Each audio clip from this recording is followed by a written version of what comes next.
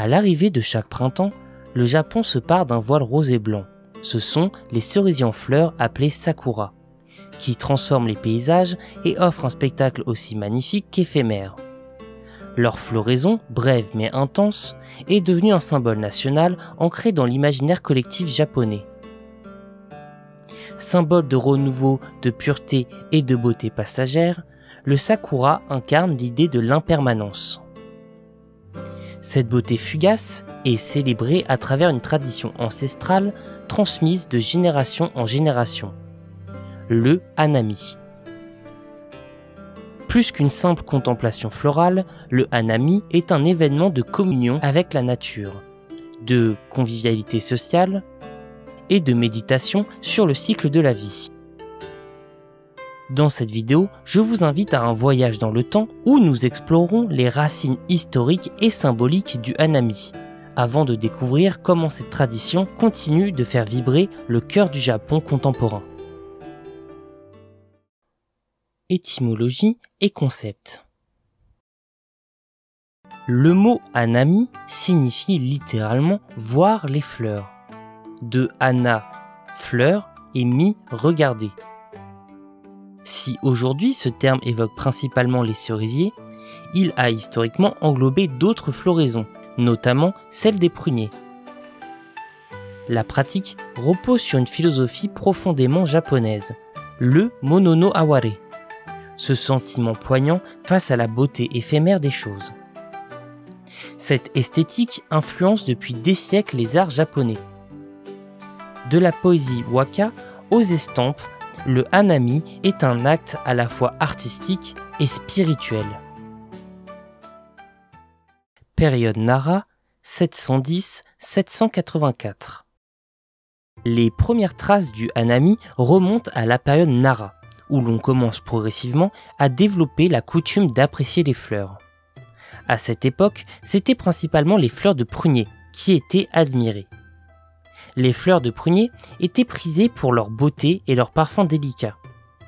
Cette préférence est attestée par le Manyoshu, la plus ancienne anthologie de poésie japonaise, qui contient 110 poèmes dédiés aux fleurs de prunier, contre seulement 43 sur les fleurs de cerisier.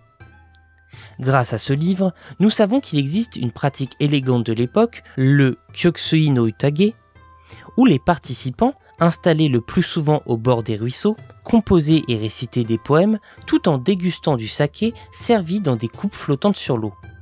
Cette pratique aristocratique fait l'écho à cette sensibilité raffinée qu'ont les Japonais pour le temps qui passe. En effet, comme vous l'aurez compris, l'eau qui emporte les coupes de saké devient une métaphore du temps qui s'écoule. Période Heian, 794-1185. Avec l'avènement de la période Heian, l'intérêt se déplace progressivement vers les cerisiers, qui de facto ont une floraison beaucoup plus importante. L'empereur Saga, influencé par le bouddhisme et la culture waka, aurait organisé les premiers hanami impériaux à Kyoto, dans les jardins du palais impérial. La floraison du cerisier devient alors une allégorie de la vie humaine, belle, fragile et inévitablement passagère. Les nobles de l'époque en font un sujet de poésie et de contemplation, liant la nature aux émotions humaines dans une esthétique très japonaise. De l'aristocratie aux samouraïs. Au fil des siècles, le hanami se diffuse hors du cercle impérial. Durant les époques Kamakura et Muromachi, les samouraïs s'approprient cette tradition comme forme d'expression de la discipline et de la beauté martiale. Le Bushido, code de conduite du guerrier, partage avec le hanami cette conscience de la brièveté de la vie et de la mort soudaine. De ce fait, des fêtes florales sont organisées dans les domaines des daimyo, où les samouraïs trouvent dans la fleur tombante du cerisier une métaphore poignante de leur propre destin. Popularisation à l'époque Edo, 1603-1868. C'est véritablement sous le shogunat Tokugawa, durant la période Edo, que le hanami prend l'ampleur d'une fête populaire à grande échelle, transcendant les cercles aristocratiques pour s'ancrer dans le quotidien du peuple. En effet, cette époque est marquée par une paix relative et une stabilité politique durable, favorisant ainsi l'émergence de nombreuses formes de culture populaire dont le hanami devient un symbole printanier incontournable. Un tournant majeur survient au XVIIIe siècle sous le règne du shogun Tokugawa Yoshimune. Désireux d'embellir Edo, l'actuel Tokyo, et de renforcer l'unité nationale autour de festivités communes, Yoshimune ordonne l'implantation massive de cerisiers, les fameux sakura. De ce fait, des milliers d'arbres sont ainsi plantés dans des lieux emblématiques tels que Ueno, Asakusa ou encore le long de la rivière Sumida. L'initiative n'est pas uniquement esthétique puisqu'elle vise à encourager un sentiment de communauté tout en offrant un exutoire festif à la population. Il est dit que Tokugawa Yoshimune, passionné par les sciences naturelles, voyait dans le cerisier un moyen d'enseigner au peuple les rythmes de la nature et la beauté de l'éphémère. Il faisait parfois distribuer des plants de cerisier aux villageois, les incitant à organiser leurs propres célébrations. Grâce à cette initiative, le hanami quitte les jardins aristocratiques de l'époque Heian pour s'installer dans les quartiers populaires, les temples et même les bords de route. Il devient ainsi une véritable fête du printemps, où les citadins de toutes classes confondues se rassemblent pour pique-niquer sous les arbres en fleurs, boire du saké, écouter de la musique, assister à des représentations de théâtre kabuki ou de marionnettes et parfois même composer des poèmes. Cette effervescence joyeuse contraste avec un hanami plus contemplatif et solennel de l'époque Heian, mais conserve intact ce sentiment de respect et de mélancolie devant la beauté fugace des fleurs. Symbolique nationale et idéologique, ère Meiji et XXe siècle. Avec la restauration Meiji de 1868, le Japon accélère sa modernisation par une industrialisation puissante et une économie qui bat son plein. En effet, en quelques décennies seulement, le Japon devient une puissance militaire capable de vaincre la Chine en 1895, puis la Russie en 1905. Là où des puissances occidentales ont mis près d'un siècle pour développer une armée moderne, le Japon y parvient en moins d'une génération et rejoint le cercle des plus grandes puissances industrielles du monde.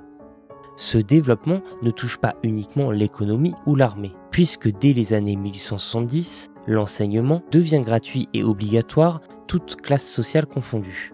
Le Japon veut alors se présenter comme un État moderne, exemplaire et en avance sur son temps.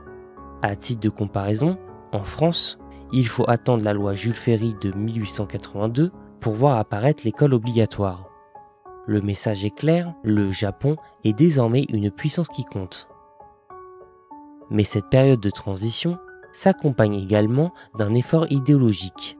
Il s'agit de créer une identité nationale forte, capable de fédérer une population en pleine transformation.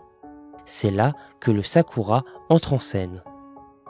Sous l'impulsion du gouvernement Meiji, le sakura devient un symbole national. Sa beauté éphémère est interprétée comme la métaphore d'une vie brève et glorieuse consacrée au bien de la nation. Des cerisiers sont alors plantés autour des écoles, des casernes et des bâtiments officiels. On les retrouve dans les manuels scolaires comme incarnation de l'âme japonaise, le Yamato Damaishi, littéralement l'esprit japonais. À cette époque, des intellectuels comme Tetsujiro Inoue intègrent cette symbolique dans leur discours d'éducation morale, affirmant par exemple que tomber comme un pétale de cerisier est l'ultime expression de la vertu patriotique. Le message est clair, pour lui, se sacrifier pour la patrie est un acte noble. À l'aube de la Seconde Guerre mondiale, les cerisiers prennent une dimension idéologique encore plus extrême. Le sakura devient un symbole de sacrifice héroïque, notamment chez les kamikazes, sachant pertinemment qu'ils ne reviendraient jamais. Leurs actes étaient comparés à la chute des pétales de cerisier, belle et tragique à la fois. Avant leur départ, certains kamikazes rédigeaient des lettres à leurs familles dans lesquelles ils se décrivaient comme des fleurs prêtes à tomber. On peint même des cerisiers sur leurs avions ou on les brode sur leurs uniformes.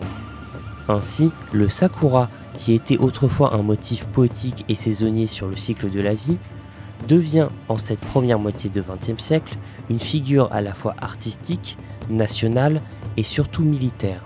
Pendant cette période, il incarne un dualisme profond qui fait coexister fragilité avec une idéologie du devoir absolu. Le Hanami d'aujourd'hui, une célébration nationale. De nos jours, le Hanami est bien plus qu'un simple rituel printanier. C'est un événement d'envergure nationale, attendu avec grande ferveur. En effet, à l'approche du printemps, le Japon entier suit avec attention les prévisions florales des cerisiers, connues sous le nom de Sakura Zensen, littéralement la frontière des cerisiers en fleurs. Diffusée en temps réel par les chaînes de télévision, les sites météo ou les applications mobiles, cette carte des floraisons trace une ligne mouvante qui progresse du sud au nord de l'archipel, en suivant le rythme de la nature. C'est le moment où le Japon entier semble comme suspendu le temps de contempler cette floraison aussi brève que spectaculaire. Il y a même certaines entreprises qui ajustent leur planning et congés selon les prévisions du Sakura Zensen pour permettre à leurs employés de profiter pleinement du Hanami. En effet, si l'essence traditionnelle du Hanami, qui est de se réunir sous les cerisiers pour admirer leur beauté, demeure intacte, cette manifestation moderne reflète l'effervescence de la société japonaise actuelle. Dans les grandes villes comme Tokyo, Osaka ou Kyoto, des lieux emblématiques tels que Ueno-koen, Yoyogi ou encore les berges de la rivière Muguro deviennent des scènes festives où familles, étudiants, amis et collègues s'y retrouvent dès l'aube, après avoir réservé des emplacements stratégiques à l'aide de bâches bleues soigneusement installées par les premiers arrivants.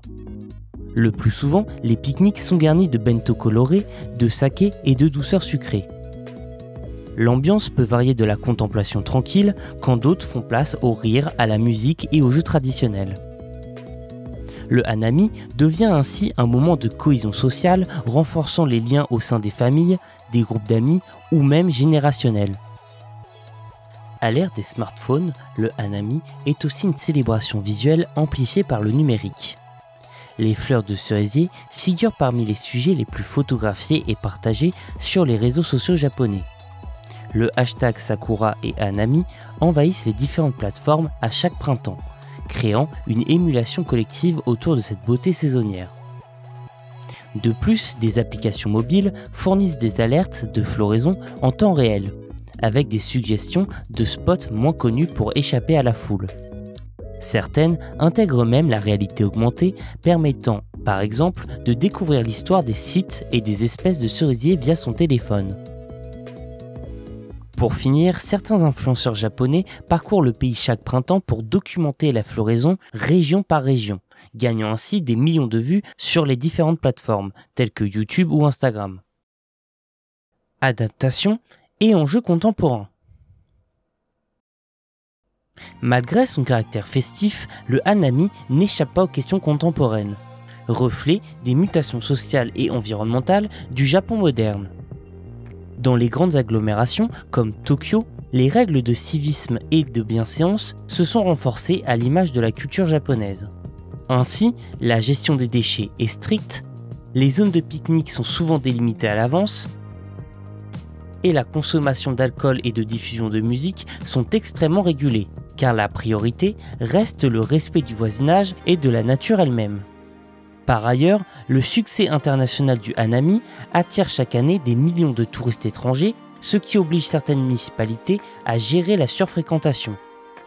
Cela conduit à des sens de circulation, des horaires fixés et des campagnes de sensibilisation pour préserver l'expérience des visiteurs comme celle des cerisiers. La prise de conscience écologique s'invite également dans la fête. Ainsi, des efforts sont menés pour préserver les variétés anciennes, replanter des espèces locales menacées ou réduire la pollution lumineuse qui nuit à la faune. Certaines municipalités organisent ainsi des événements éducatifs à destination des enfants pour transmettre non seulement l'amour de la nature, mais aussi la philosophie du Hanami, avec l'acceptation de l'impermanence et la beauté du moment présent. Le Hanami d'aujourd'hui incarne donc l'une des plus belles expressions de la culture japonaise, un art de vivre simple. Conclusion. À travers les siècles, le Hanami a su conserver son essence. C'est une célébration de la beauté de l'éphémère et du lien entre l'homme et la nature. De la cour impériale de Kyoto au parc animé de Tokyo, des poèmes calligraphiés aux clichés partagés en ligne, cette tradition n'a cessé d'évoluer tout en restant profondément japonaise. Chaque printemps, les pétales de sakura rappellent aux Japonais qui les contemplent la fragilité de la vie et la nécessité de savourer chaque instant. Ainsi, sous les branches en fleurs, entre rire et silence, le Japon tout entier se souvient que même les plus courtes floraisons peuvent laisser une empreinte éternelle dans leur cœur. Je vous remercie d'avoir regardé cette vidéo jusqu'au bout. Si elle vous a plu, je vous invite à vous abonner, à liker et à la partager. Quant à moi, je vous dis à très vite pour une prochaine vidéo. Salut!